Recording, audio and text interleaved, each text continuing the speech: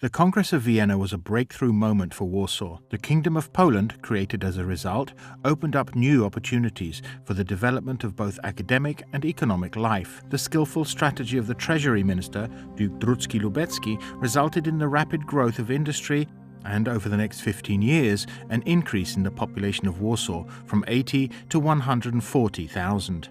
The situation also provided favorable conditions for intellectual development, as demonstrated by the foundation of the Royal University of Warsaw. Among the most important decisions for the governors were issues regarding the staff. They would be crucial in determining who was to form the future Polish elite. It is significant that among the 35 departments initially established, not a single professor was brought in from another country. All of the posts were filled by Polish nationals or foreigners that had settled in our country. They had all demonstrated their skills in the teaching profession, either at seminaries or at law or medical schools or at other academic establishments throughout the country. Often success is the result of chance, and it was such a chance that the position of professor at the Faculty of Law was taken by Fryderyk Skarbek. The first lecturer in economics at the University of Warsaw demanded such financial rewards that he was not accepted. Fryderyk Skarbek had more reasonable demands and therefore was appointed professor at the university.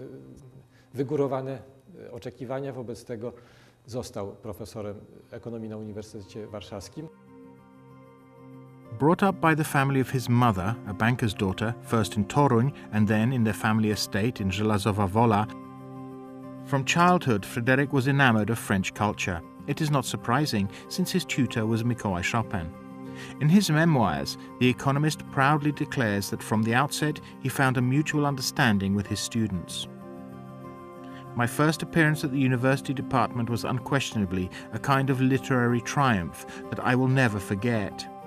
I was at the time 26 years of age, yet my outward appearance made me look even younger. In light of this, and of the eminence of the other professors, my public appearance in the main school could seem quite impudent.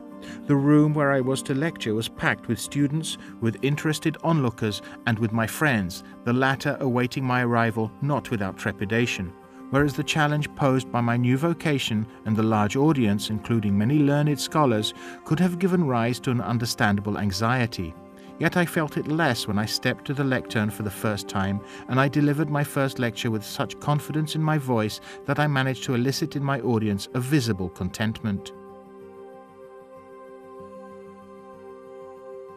It is not surprising, this graduate of the Parisian Collège de France enjoyed a deserved reputation as a scholar and was the equal of the finest minds of the Western world. In France, he was regarded as one of the leading economists of Europe. Fryderyk Skarbek followed the path of Adam Smith's classical economics. Today, this seems obvious, but at the beginning of the 19th century, the concept was still evolving, and the choice of such a path was, at the least, controversial. Two other schools in economics were also popular, namely mercantilism and physiocracy. The mercantilists believed that trade was based on fraud. In every transaction there is a side that gains and a side that loses. The physiocrats, on the other hand, were of the opinion that the added value is created only in agriculture, while all other sectors only process this value. It was not at all evident that the future would belong to classical economics. It may just as easily have belonged to the mercantilists or the physiocrats.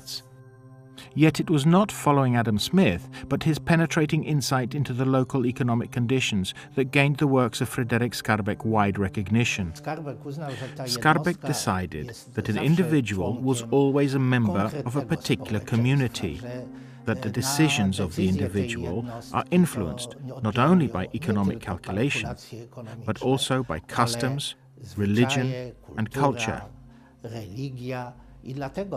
And therefore, he analyzed the national economy, specifically the Polish situation, and made recommendations with reference to Poland. For instance, in the Polish context, where the middle class was weak and industry was in its infancy, agriculture was the basic sector of the economy.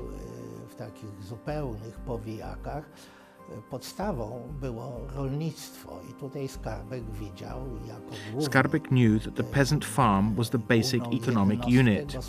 Among others, he suggested the establishment of credit societies which would allow investment in these farms. Które by pozwoliło inwestować w te gospodarstwa chłopskie.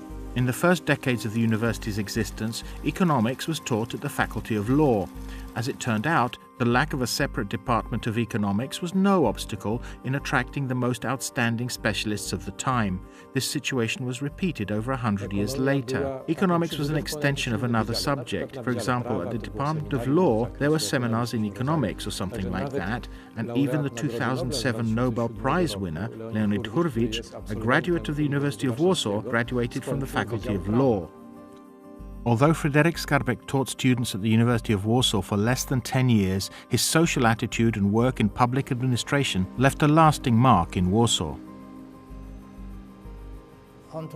He was the initiator both for the establishment of a home for vagrants in Warsaw and an institute for morally neglected children.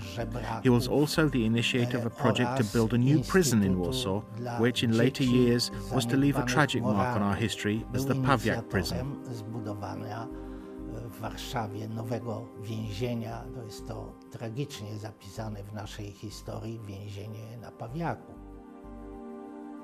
Students of the University of Warsaw can be proud to have a connection, even a brief one, with an intellectual who is soon to be known as the father of the national economy.